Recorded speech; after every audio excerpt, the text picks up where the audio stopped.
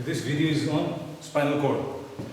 Spinal cord is the one that controls all reflex action.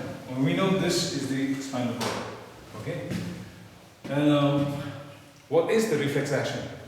It is a sudden, automatic, involuntary response. This is important to remember. It's not an action but a response. Controlled by the spinal cord where the brain is not involved. So this is your definition of reflex action. And there's another thing called reflex arc. It is the shortest path from the receptors to the effectors through the spinal cord. So what are the receptors? Receptors are your sense organs. Effectors could be a muscle or a gland. I'll discuss that later. So we'll just move into the structure of the spinal cord. We're talking about this portion. If you take a section, cross section of this part, it looks something like this. Okay? So if I have to give you a 3D version, it's kind of, this thing goes down like that. At the center you find there's a hole. It's called the central canal. And you need to differentiate which side is front and which side is back. This is the dorsal ganglia, okay, or ganglion, if you're talking about a single structure. On the front side, the ventral side, you find a fissure, a groove that cuts inside. So this is your front side, okay, ventral side, and right on the opposite side, you find the dorsal ganglion. The dorsal ganglion contains the main body of a unipolar nerve cell. So here is the unipolar nerve cell. This cyton is present inside the ganglion there. And its dendrite, or dendron and dendrite extends towards the receptors, the sense organs, and its axon extends into the brain, the spinal cord, where it terminates as the synaptic bulb. And then you have, this is your sensory neuron. This is your association or interneuron. This purple one is your motor neuron. Okay? And the impulse is generated here, and you know that the sense organs have very special cells that can perceive different changes. For example, your eyes have photoreceptors, changes in the light and the color. All of that is perceived by the eyes and sent inside the brain or the central nervous system.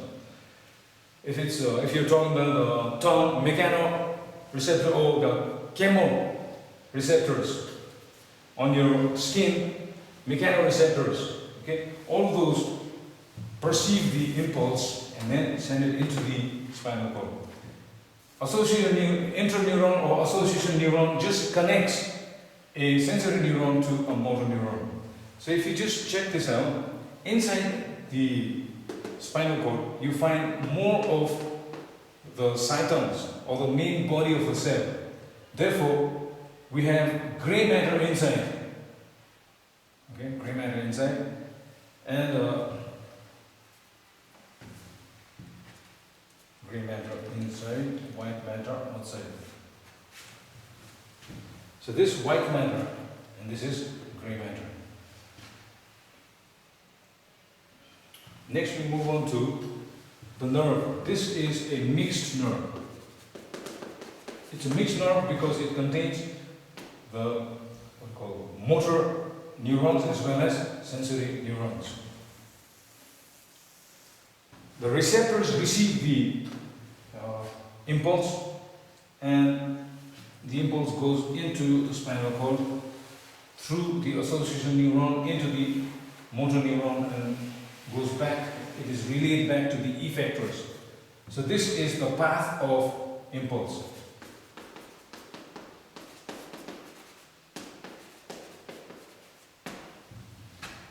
the shortest path of the impulse from the receptors to the effectors through the spinal cord, known as the reflex arc.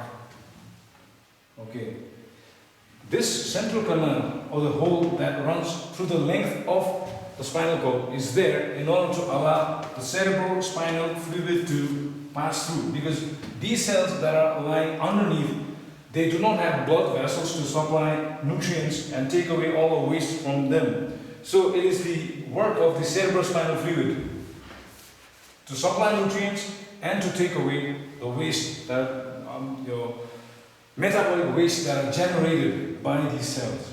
Okay, and then I've made a small point there on the spinal cord, because the spinal cord does not run from here to here. This is the point. We are talking about cervical, thoracic bones, cervical bones, and then you have the lumbar bones. Thoracic bone up till here, and then lumbar bones, sacral bones, and then coccygeal bones. So the lumbar bones, there are five lumbar bones. Between the second and the third lumbar bones, the spinal cord actually ends. Okay, but it continues. To our layman's eyes, it looks as if it's a continuation of the spinal cord. But if you take a cross section from here, you will not see a structure like this. You'll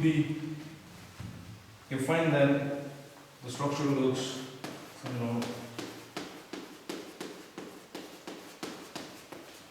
if you pull out one of it,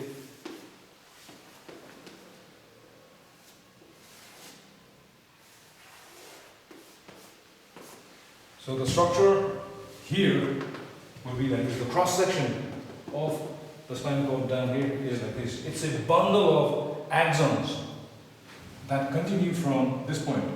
This point is called the conus medullaris, the point where the spinal cord ends between the second and the third lumbar bones. Okay, but it still continues as a bundle of nerves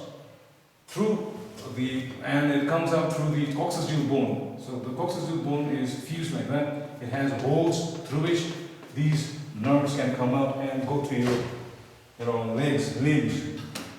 So the afferent and the efferent neurons are your sensory neurons, and the efferent are your motor neurons. So here it is, sensory and motor. It can also be referred to as afferent and efferent. Okay, that's it.